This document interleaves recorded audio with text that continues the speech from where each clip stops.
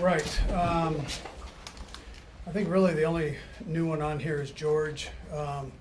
He's has some stomach issues that he's working through, and we'll get him back out there relatively quick, I think. All in all, good practice today. We did our normal Friday workout. Had to do a little bit earlier with the heat, but normal Friday workout. Good special teams period to start with, and then finishing with some heavy red zone and knocking that out, and then review on the other situations. So anyways, with that, time's yours. Andy, Chris Jones is suggesting on his social media accounts that maybe he's willing to sit out for a little while. I don't know if he's serious or not. But do you expect him to start the season without him at this point? I haven't. There's been no communication, so I don't know what's going to go there. But whatever happens, happens. I mean, not there. The game goes on, right? So that's how it works. So. You used to do the GM stuff too. I know you've said you kind of like not being a part of that. But as someone who's a head coach, you've been here for as long as you have, you know Chris so well, is there a way for you to get involved in this, or you just? No, right now there's not. Yeah. So they got to communicate and do their thing, and there's just been no communication. So. Andy, when it comes to the receivers, you know it's going to be competitive there. You know, when it comes to 6 or 7 or whatever number you guys choose, just first off, how proud are you to see all that competition, but then second, how tough is the decision? Yeah, that's it. That'll be a tough decision at that spot. The guys are playing well. So we just have to see. We talked to him about special teams. Ends up being a big part of it. He might be a good receiver, but if you can't help out on special teams, you got a problem there. So that ends up being a part of the thing. Coach, unless you've already mentioned it, what's the expectation of what you plan to do with the 1s, 2s, and 3s winning this Saturday? Yeah, so the 1s might get a little bit of time. I'm still working through that. So 1s will probably get a little bit of time, and then the 2s and 3s will take it from there. And following up on that, what's going to be the message for those players who've been, lacking the time in the second half, just trying to make the team? What's your message for them? Yeah, so it's a great opportunity. It's a great opportunity to get yourself on tape, and everybody can't make it here. I mean, we know that. They were told that when they first got in, but make it a tough decision for Brett and myself and the personnel guys and coaches. So, and then if you don't make it here, we're going to give you an opportunity to be on tape. We're not holding you back. So you get out there, you perform and perform well. So if you can't make it here, maybe you make it somewhere else. The ones that doesn't include Patrick though, right? Or does it? We'll see.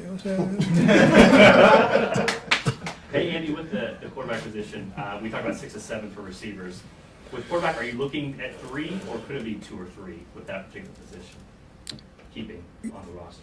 Receivers? Quarterbacks. Quarterbacks? Yeah, possibly. Right now, we're juggling the whole thing. Yeah, there's competition for that 2 spot, and guys are competing. So we haven't finalized anything yet on that, numbers-wise. The bottom of the roster thing, you got to kind of work through and see how it all works out. And then you can't forget to include special teams in there too, and how we work with that. Coach, after you and Rick watched Isaiah these past few days in the red jersey, is he trending in the right direction to maybe get involved on Saturday? Who was that? Pacheco. Yeah, there's a chance. Yeah, there's a chance. I'm just kind of spotting him here and seeing what he is comfortable with. We got the yellow jersey off him, and he's full throttle. So, but we'll see how he does here next couple of days. We're going to get to talk to Shane here in a little bit. He's getting more and more reps with the 2s. You've had him for a couple of years now.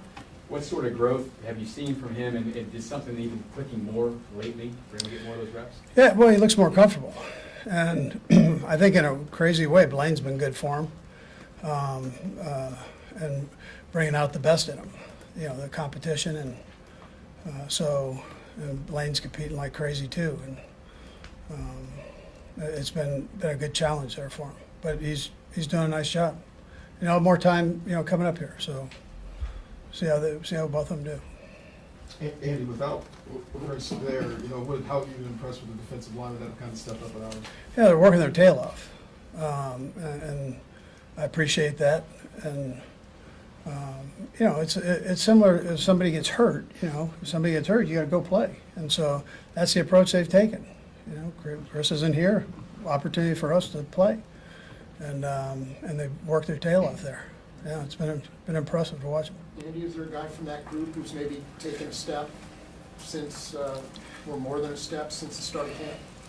Yeah, so when Mike, when he got back in, I think he's done a nice job. He got some play time and showed in that game. So I think that's good. And then I think George is a lot stronger than what he was last year. And so that's a positive thing. Couple more, or we good? Yeah, Coach, mentioned that D-line, Turk's getting some reps out there today. How's he looking for Saturday? Yeah, he's doing all right. Yeah, he's doing all right. He's lucky he's got a good foundation, man. He's got big legs and strong legs. And so I thought he was moving around well, quick. Is he gonna play against Cleveland? Yeah, there's a chance. Kind of the same thing with Pacheco. We'll just see where we go with this thing in the next couple of days. We have tomorrow's not a normal walkthrough day. It's a 8-8 period, so we got one more day there. What do you tell rookies about playing at Arrowhead for the first time? Yeah, well, they've heard it all. They've heard it, and most of them have seen it on TV. But it's a special place to play. We've talked to them about that, and there's nothing like it. So. Coach, I know this might be a dumb question, but do you ever, you have your ones, you have your twos, you have your threes, but do you ever want to see how a number 3 can go with a number 1, like Patrick with, say, number 82 or something? Do you shuffle around a little bit rather than divisions? Yeah, I mean, we evaluate the guys every day, and so if we think somebody has something that shows, we go ahead and give them an opportunity to move in there, and a little bit like what we've done with the receivers. And some of those guys are guys that we're trying to look at and see what they've got. Yeah. All right, thank you. Okay, good, thanks.